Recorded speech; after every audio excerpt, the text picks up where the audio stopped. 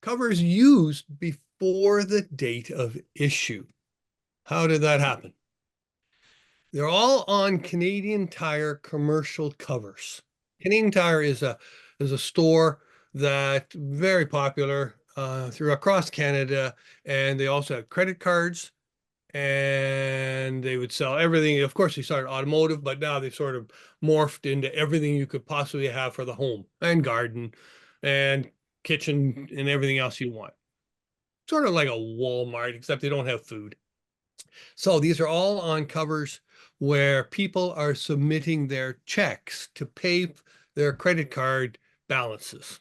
Here's the first one. This is the Canada, this is number 1607, canceled on June 27th, but it was only issued on June 28th. Well, okay, that's one day. That can happen. Somebody got into the post office a little bit early. Here's the Thomas Halliburton author stamp, October 2nd, canceled. That's clear. I mean, there's no, this went through the machine. This is not some postal clerk playing with. And 2nd of October, it was only issued on October 10th. So now we're a week ahead and someone's using this stamp. Well, the same stamp canceled the 26th of September. And again, it was only issued on October 10th. So we're now 2 full weeks in advance of the official date of the stamp, and it's gone through on a proper machine cancel. I mean, there's no games going on here on any of these covers. They're all machine cancels. 2 weeks. Another one canceled October 26th. And it's even got on the back, we have the separate code, October 26th. And in this, and that helps takes the, it reads the postal code and imprints on the back a code that can be read by another machine, or the front here. Issued November 1st. You're getting the story, right? October 23rd, November 1st. This is from Deauville, Quebec. Okay. Again, not only did the two machines both confirm that the 23rd of October.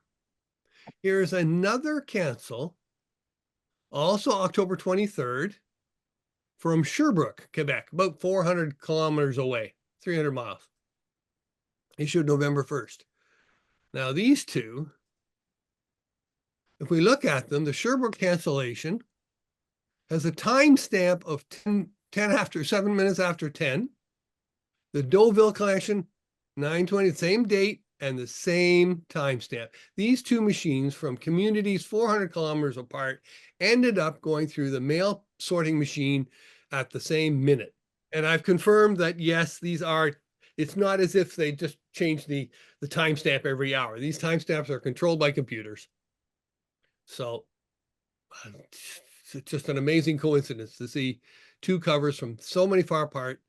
And they're all being canceled here in Montreal, which is another, well, quite a few hours away from either of these two communities. Victorian Order of Nurses stamp, canceled May 8th, issued May 12th. Now we're down to only 4 days in advance. October 30th, November 3rd, February 13th, 0980213 for sure, February 18th. This one cover, this is one of the covers that was in the box. It was a box that was being sold for 10 cents a cover or $5 for the box.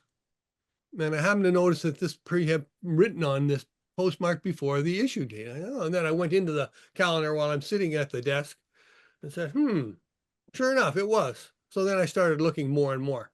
Here's another one. Institute of Mining, April 23rd, May 4th. Now we're over a week ahead again. You're getting the story. I'm sorry, this is five covers, 5 more covers. All issued May 4th, April 23rd, 24th, 24th, 24th, and 24th.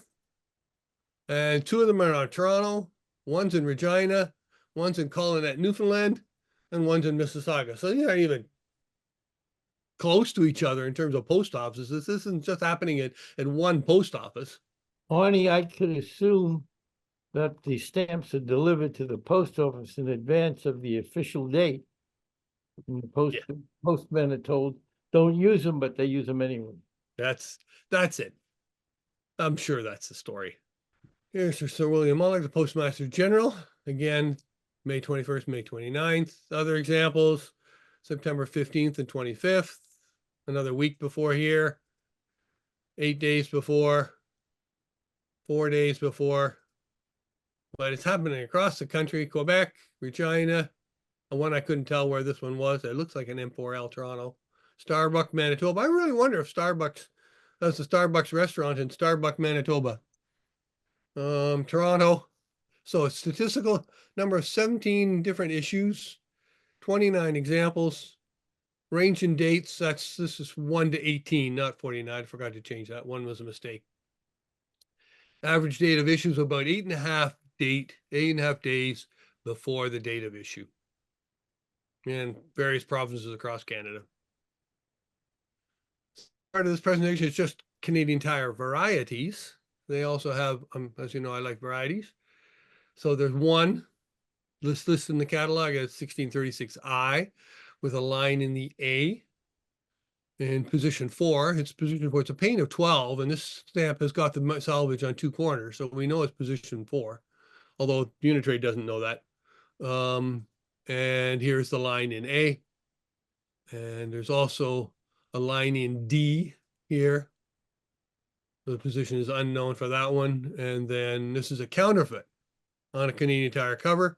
Someone's actually cut out a photograph of a stamp from a product announcement card. And that's on the product announcement of the card. They put the black line through, and you can see this is cardboard with no perforations. They've actually used it and went through the mail. And the cutout glued onto the cover. Here we have the snowstorm variety. These you'll probably see these on Canadian stamps that are in the US too. You'll see this white mottling effect. Was originally called a snowstorm variety. Now the Unitrade is no longer cataloged, no longer listed. They describe it. Though is what's happened on these booklet stamps, when the booklet was closed and when you opened it up, part of the red ink or the ink from the stamp image would be stuck to the inside of the cover, and you would get this mottling effect on the rest of the stamp. Here's a pocketboat covering marking.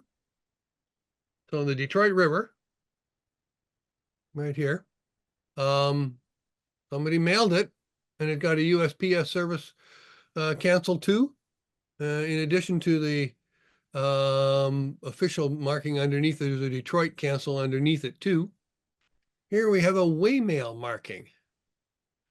And waymail markings are, here's an example, is on the merchant vessel Lady Rose, a waymail. And that's a marking that applies when someone carries mail on behalf of Canada Post and carries it from its source up to the place, to the post office, for example. And so in this case, this Lady Rose goes up and down the Barclay Sound. It carries the mail and delivers it up to Port Alberni, where the post office is, or wherever in this case. So here's Bamfield, where the letter was mailed, and then this is this route of the merchant vessel Lady Rose, and way up here there's some other post offices. So it would be carrying the mail along, and that's called a waymail marking. You can still sail the inlet with us according to their internet website, although the same ship, it's not the Lady Rose anymore, it's a newer, more modern ship. These are all envelopes that you would be given with your statement and you would put your own return address on it. And you would put your own stamp on it. So the stamps are provided by the sender.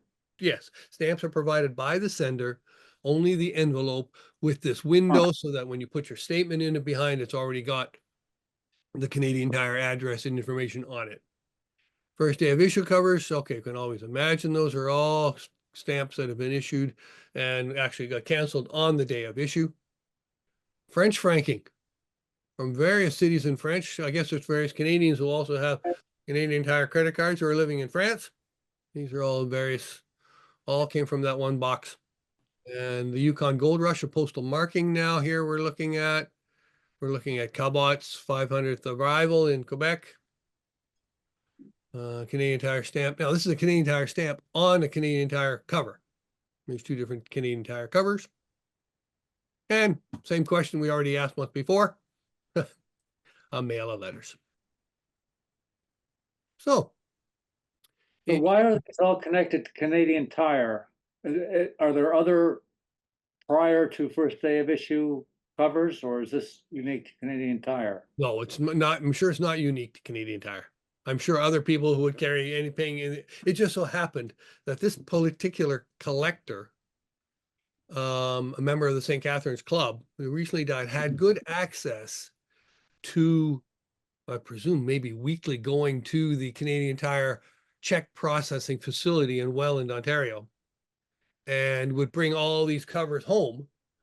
And I think the reason these are all in this lot is because he would go through them. And of course, if he sees a stamp that, hey, he knows hasn't been issued yet, he'd put it aside. I mean, most of us wouldn't even check if the date is after or before the date of issue.